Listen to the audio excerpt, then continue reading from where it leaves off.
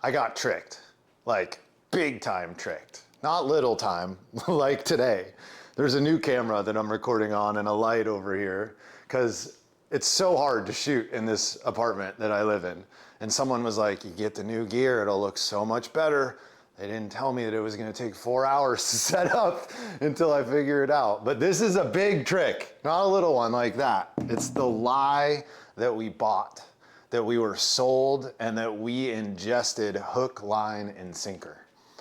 And that lie I can put into one word. And it comes from an older generation where things were very different, which is if you hustle, you will succeed. And I tell you, I built a business and I wound up having 20 people working for me. We were doing like $1 million a year, and I built it on the back of this hustle. And I just kept telling myself it's 1 month away. In a month, I'll be able to calm down and I'll be able to take a breath.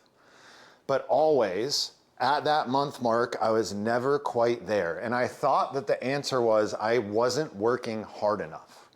I'm not where I want to be because I've got to figure out a way to squeeze 2 more hours out of the day. So I start waking up at 5 and then waking up at 4. And then, oh, actually, it's not that I need more time. It's that I need to be more focused during that time. So I bought into the 2-hour morning routine of, all the things that everyone talks about. I won't waste your time, so that I could be more focused. That didn't do the trick either. And the thing is, I was trying to hustle my way out of a problem when hustle was the problem in the first place. And the thing is that there is a relationship here. Meaning, if you hustle, you will succeed at a certain level.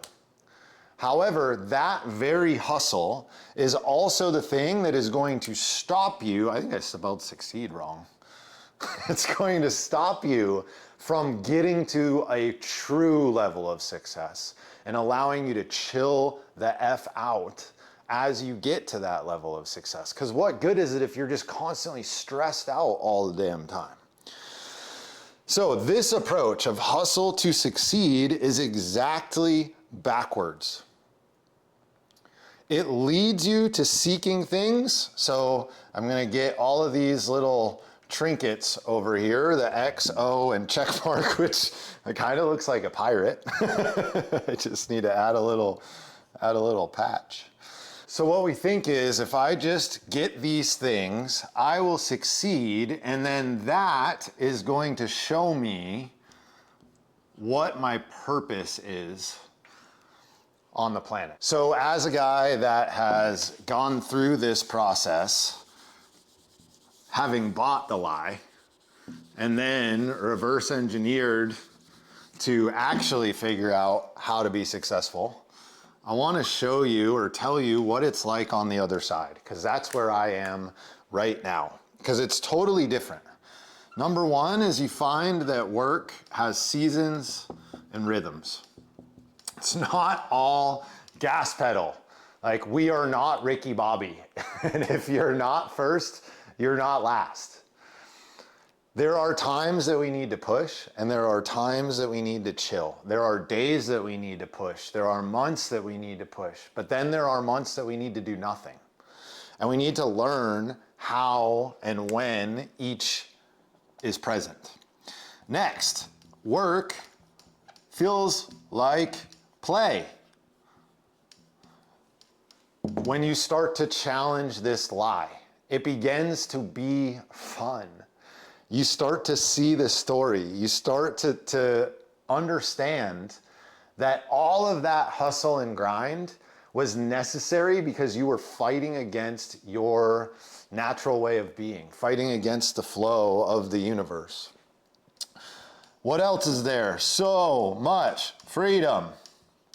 And when I say freedom, I mean freedom of time, freedom of finances, you name it. You just basically, honestly, it's a little bit scary because you're so free. And so you really got to work on making decisions and seeing those decisions through.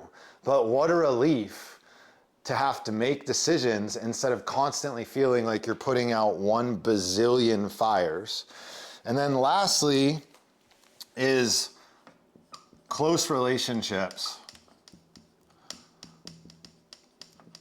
Relationships blossom from doing the work. So because you're not constantly like running around with your hair on fire, you can actually interact with the people that are in your life, and you can make space for them, and you can laugh for them, and you can have fun with them. And it totally changes the flavor of your life. So the issue with this is what I was talking about before, which is that on some level, hustle does indeed lead to success. The problem is the cost that it comes with. The problem is that in order to break through the plateau where you are stuck, right? If you're in the position that I was in, that was like 1 more month and I'm gonna be there, and you just keep telling yourself that over and over and over again, that is your signal that hustle, even though it's giving you some level of success, is not going to get you true success. And I define true success as something that aligns to who you are and is of service to the whole. So this very thing is so hard to let go of because it is giving you like success in one area. Maybe that's financial success, or maybe that's having some degree of power, whatever it may be. The other thing with letting go of the hustle that makes it really difficult is that it is so uncomfortable to slow down. So if you are like me and you are moving through the world to prove what you can do and to get what you think is rightfully yours, I know, I know your mindset, because that was me. And I know that when you slow down, you get so uncomfortable. Your anxiety goes through the roof. You can't stop thinking about your business or what you're trying to do out in the world. You have this sense that something is going to fall apart in any moment. And so it makes slowing down almost impossible.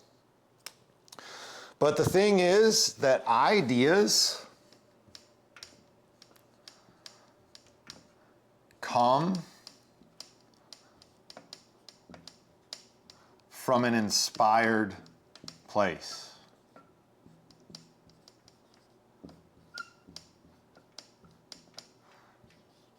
Meaning, like, okay, here's a story. Einstein, I think it was Einstein, used to sit in a chair. He was like famous for taking naps. And he used to sit in a chair and he would like set up a device where he would sleep, and then when his arm would move, it would like clunk a noise on the floor and it would wake him up. And in that moment where he woke up, he would have this insight, this inspiration. It's how he solved a lot of his problems.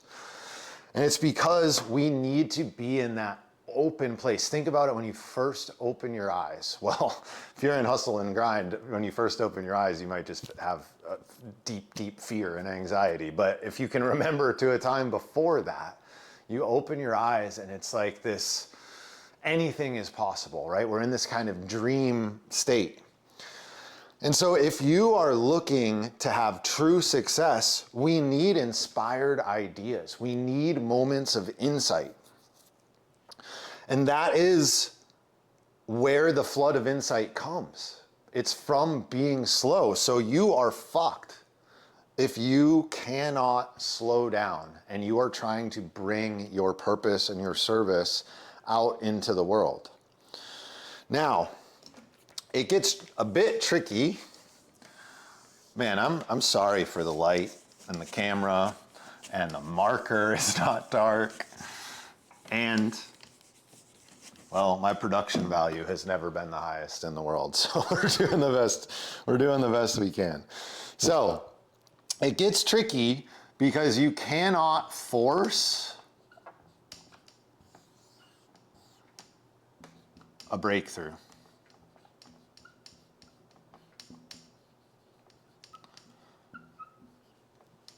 So breakthroughs or insights or satoris, as they're called in the East, they come when they come, right? If I tell you right now, think of a movie. This is one of my favorite examples to use. Think of a movie. Okay, boom, something popped into your head. Where did that come from? Did you like go to the place, the file cabinet in your brain where you keep all the movies that you watched and you looked at it like a bookshelf and you pulled one out and that was the movie that you told me? No, it just popped into your brain. But you can't force like the real deep insights that we need in order to have true success in our life. So what that means is if we are dependent on these breakthroughs for true insight, which I think we are, and again, true insight is the thing that gets us out of this lie, right? It is the thing that is going to bring you, man, I need a new marker. It is the thing that's going to bring you true success, not hustle and grind. It's these breakthroughs. It's a gift that allows us to see. Now, what that requires is faith. And I'll put it in a heart because, well, love is how we have faith. So faith, because we don't know when it's going to come. We don't know if it's going to come. So we've got to learn to trust. And when we can trust, then I can stop forcing. I can stop hustling. And I can wait for my genius to emerge. All the hustling is stopping that from happening. So you're driving yourself crazy and you're not giving yourself the insight that is required to really move the needle. However, what we can do is that we can set the conditions for a breakthrough. So a few things that I want to touch on. Number one, meditation. So meditation helps us to deal with the unknown. Because when we go into meditation, I'm putting myself into the void space. I'm putting myself into this openness. And then things appear out of nowhere. And I've got to decide, do I want to follow that thing that appeared, or do I want to let it fade back in to where it came from, whatever that place may be? And so we're constantly living on the edge of the unknown. And obviously here, breakthrough is constantly living on the edge of the unknown. Next up, another thing that we need to set the condition for breakthrough is contemplation. And contemplation is how we get or can guide specific insight. So what I mean by that, contemplation, we are roughly or loosely holding an idea in my mind. And so an example of this, if you are trying to solve a problem in the service that you are bringing to the world. So you're trying to think through, okay, I need to find a way to get more of my stuff in front of people. And there's lots of different ways to do that, right? You can sell paid advertising. You can create more organic content like I'm doing on YouTube. You can start a group somewhere and push people to it. Lots of different ways. And so what we do is we hold that in our brain and then we let go and we just let our brain do its thing. We let it go to the unknown and we see what comes in. And then we let go again. And when you contemplate something for long enough, I promise one of these breakthrough insights are going to show up and you're going to come up with a new and novel solution to that problem. Last condition that is necessary is nervous system regulation. And the reason for that is genius cannot arise from fight or flight.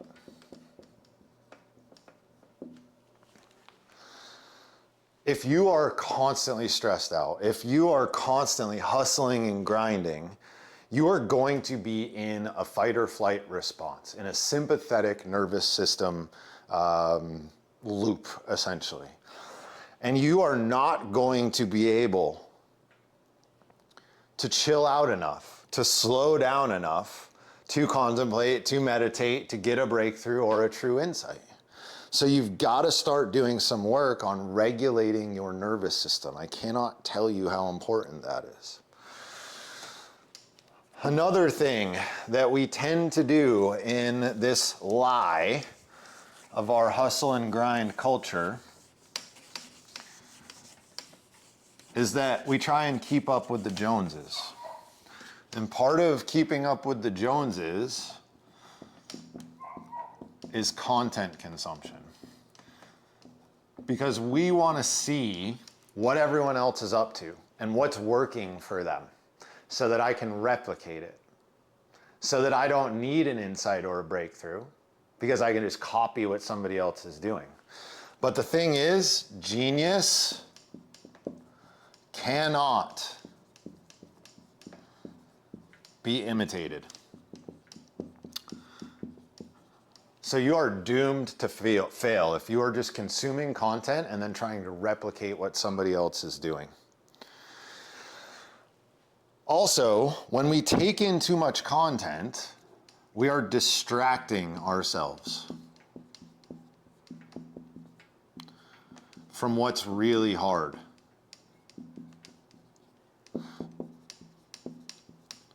And that hard stuff is what actually moves the needle. Because we have this deeply uncomfortable feeling inside of ourselves, we think, okay, I need to do something in the business and I'm not willing to sit still and let something emerge. So I'm going to watch something so that I can distract myself away from all of this anxiety and fear that I am feeling.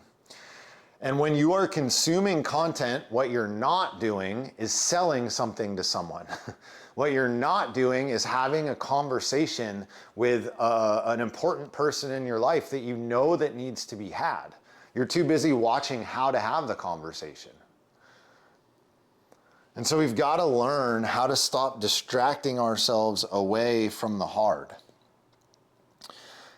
And what we need to do instead of consuming content is we just change the source. So we change the source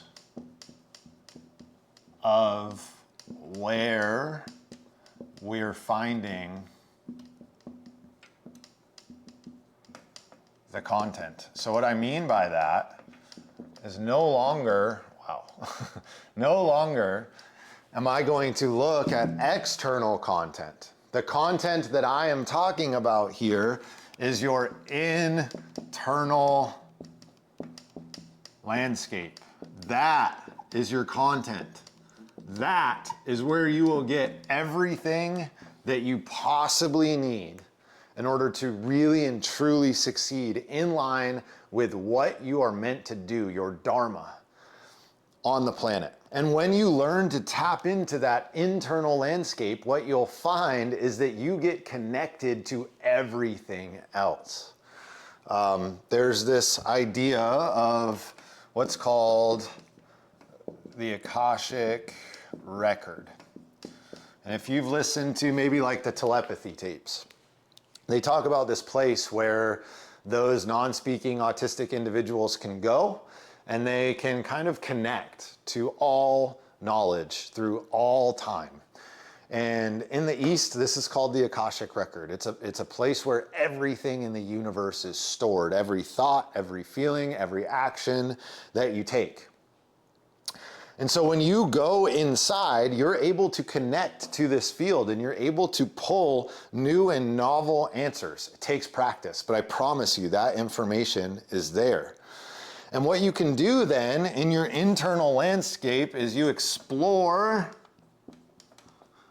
with intuition and experimentation.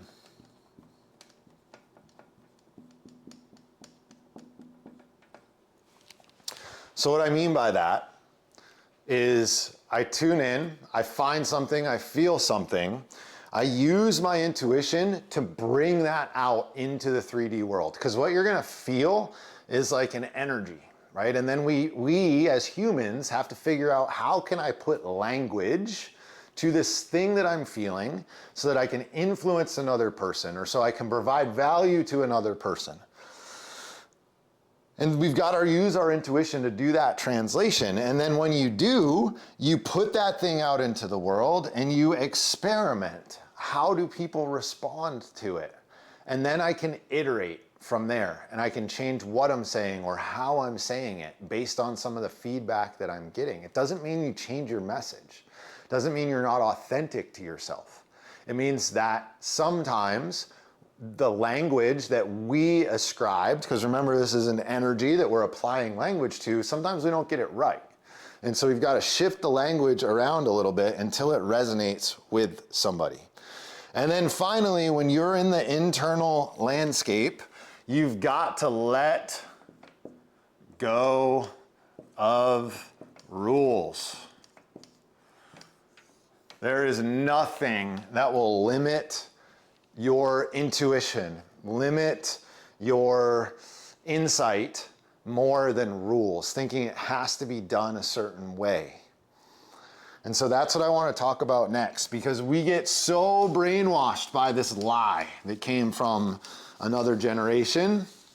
And essentially our whole society is set up in a way that, well, if you don't live the 9-to-5 life or the 9-to-5 schedule, then you're gonna have a really hard time operating in the world. And that is such a sham. This 9-to-5 thing will fuck up how we move through the world. If you're trying to be an insight-driven person, bringing something from the inside out. Because what you'll find is the insights don't come 9-to-5. Sometimes they come at 2 o'clock in the morning.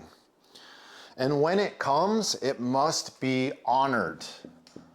This is like, if you take anything from this video, let it be this: honor it when it comes. I fought against this for a long time, and I used to get my phone out and I had a note that was titled ideas, and every time I would have an idea, I would add something to it.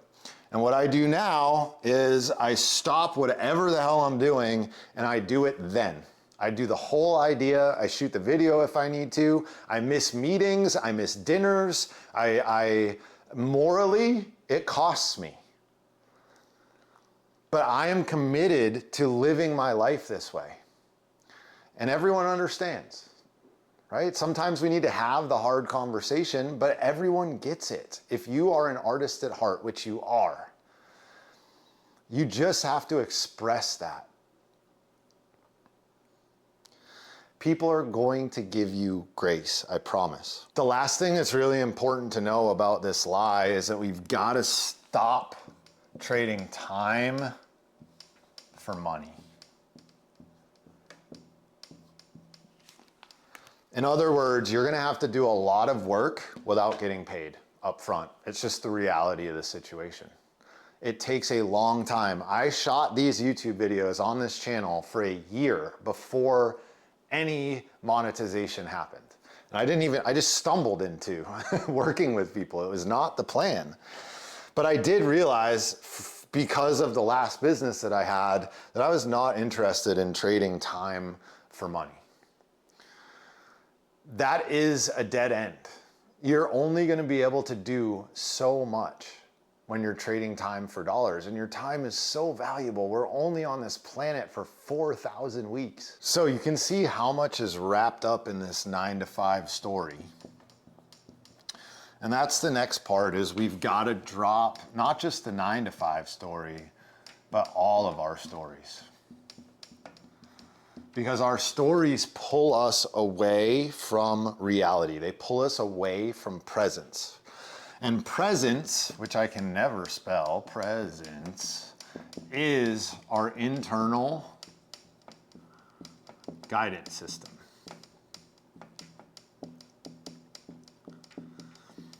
Meaning, in order to get the insight that I was talking about earlier, you've got to be in the moment right now. So how do we drop our stories? What it takes, one, is internal awareness, which I already spoke about, meditation, contemplation, slowing down. And then from there, my recommendation is a journaling practice. So when you notice yourself get sucked into an old pattern, every time this happens to me, I call this a trigger tracking exercise from one of the coaches I worked with back in the day. Brenton, shout out to you, brother. You write down what happened. You write down your reaction to it. You write down where you think that reaction, like where did you learn to react like that in the first place? And then we decide on what behavior we would like to do instead. And when we do that enough, and it's something that we've got to go back to over and over and over again, we can gradually change the story that we have. And I'll put out way more videos and content around this idea, just a quick touch on it right now. And what happens when we drop our stories is our purpose emerges. So remember where I started this, where it was like, okay, you're gonna hustle, you're gonna find some success, and then that's gonna be your clue that, okay, this is your purpose because you're successful. However, your purpose actually emerges as we drop our stories, because your purpose does not come from hustling. It does not come from adding anything. It comes from releasing things and bubbling up what you really are at the core of your being. So I told a story to the people that I work with yesterday about a lion and a cheetah. And I actually got this from Richard Rudd, the founder of the Gene Keys. So cheetahs have this incredibly supple spine and they can run 70 miles an hour and they chase antelope. They hunt during the day. So they don't have the best vision, but they're incredibly fast. They can turn on a dime. And their purpose is to eat antelope. Then we've got a lioness who's bigger, much slower, but she hunts at night. So she's got this specially adapted lens on her eye that allows her to hunt with incredible night vision. And so she can hunt buffalo at night. In other words, you have exactly what you need and you are born with it, and it shows up. Your purpose emerges when you drop your stories, when you stop the hustle and you just enjoy your life. I'm telling you, it is so much better if you do it this way. I've done it both ways. I'm saying this from experience. So what I'm hopeful for here is that this gives you permission to slow down, to take it easy, to rest, while everyone else is running around like a crazy person because they think that they're not working hard enough in order to be successful. I'm a rebel at heart. And if you want to be a true rebel, you've got to slow down. That is what's going to get people's attention in the world that we're living in right now. Not hustling, not look at all this shit I'm doing, but look how slow and peaceful I can be and at all the stuff that I'm manifesting in my life and moving that way. People are going to think it's magic, and it is.